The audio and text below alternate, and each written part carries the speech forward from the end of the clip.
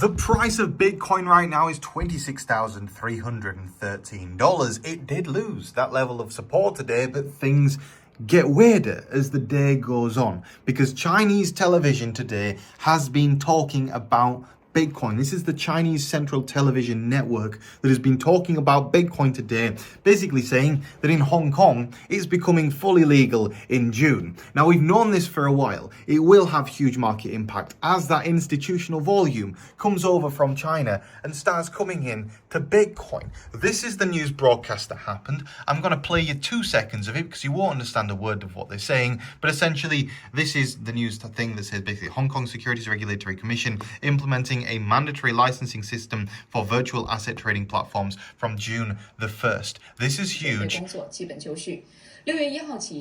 And you don't understand a word of what she's saying because, of course, you probably don't speak Mandarin. Now, in terms of what's going on with Bitcoin, how does this affect the price of Bitcoin? And first of all, I'd like to point out, I got that news straight from CZ from Binance. It's not fake news, it is real news because this guy understands Chinese and, of course, he is the CEO of Binance. Now, anyway, how does that all affect the price of Bitcoin and what can we expect from here? Well, first of all, I'd like to point out on the hourly chart, not something that I use very often, but something that can typically be an indicator of a bottomed out market. The RSI right now on Bitcoin is very, very low.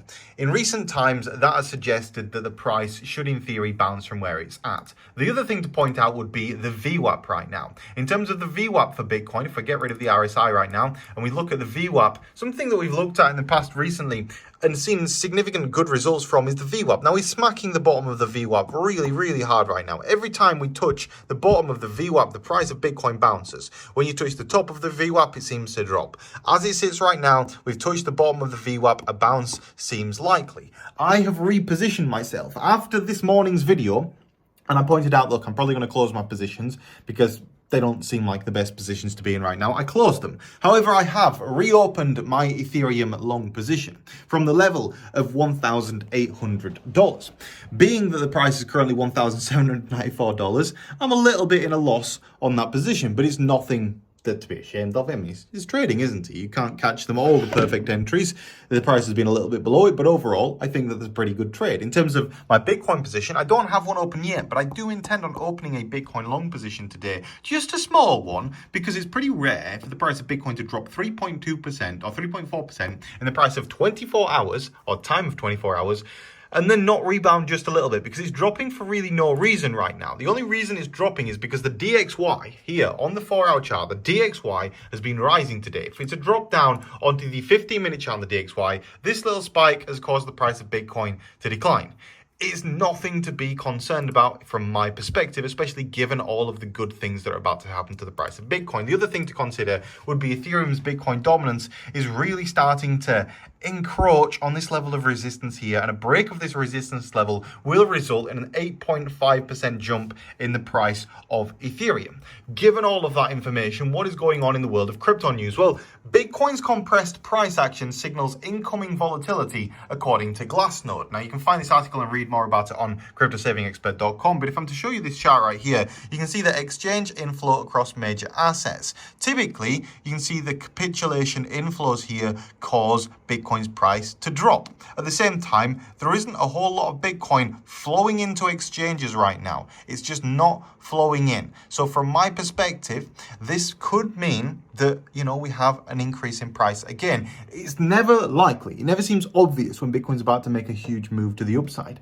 However, this Hong Kong news, from my perspective, is not something that I want to ignore. It's something that I do believe can affect price to the upside. So it's something I'm going to trade the news on this occasion. Not always the most accurate trading strategy, but it's something, we're mostly all the way through May now. And in only a week's time, it's going to be June. And in June, things are really going to start kicking off in the East when it comes to crypto. So from my perspective right now, that's a pretty interesting article. You should go read it. Another interesting article would be that Bitcoin and Tether have been used to pay China-based producers of fentanyl ingredients. Chinese labs producing the chemical ingredients for fentanyl have received an estimated $27 million in Bitcoin and USD for their products, which Mexican cartels eventually used to manufacture the dangerous synthetic Opioid, well worth a read. Go to cryptosavingexpert.com. It's a good article. It's a very, very interesting one, but I'm not going to spoil it all for you on this video. Shark Tank's Mark Cuban has shared how crypto projects can avoid an SEC attack. Elon Musk, do not bet the farm on Dogecoin. He's warned investors against going all in on his favorite meme coin, Dogecoin, of course, because going all in on any meme coin is generally not the best idea. And then finally, to round up today's cryptocurrency news, Solana increases funding for AI projects to $10 million. Interesting news overall, but what do we expect from the price of Bitcoin closing out the day? Well, this is only the hourly chart, but let's drop down onto the 5-minute now and do some macro Bitcoin analysis. So we can see we're touching the bottom of the VWAP right now. From my perspective, this looks to me like we could potentially have a bounce to the upside. It wouldn't surprise me to see that. However, we need to watch support and resistance levels. That's all that we can do at this point in time. It's all that we can really read into. And if we were to draw those on the chart where they would sit, it'd be here and here. If we lose the level of support here at $26,100, we go down to 26,000. If we lose $26,000, we drop very significantly to the downside to around $25,000. It'd be another around $1,000 drop on the price of Bitcoin. However, if we break through this resistance level up here, which is currently sitting, if we're to measure it, about $26,350, a rise back into the previous range here of approximately $26,700 seems awfully likely. I'm positioning myself in a long position right now. I believe a rise up in price is more likely than a fall in price, especially given the current levels. And if we're to look at the same thing on Ethereum and how Ethereum is performing, we're just kind of toying with the underside of this level of resistance here. If Ethereum is to break back into that $1,800 range, it will likely jump all the way back up to $1,820, and that will be kind of the end of this drop to the downside. Bearing in mind that this drop to the downside has been experienced for a while now on both the price of Bitcoin and Ethereum. They've been kind of in a downtrend. I mean, basically all month. It's been a pretty boring month. We had that rise up the other day and then a drop significantly to the downside. That could essentially be somebody filling a huge long position to then fire it back upwards.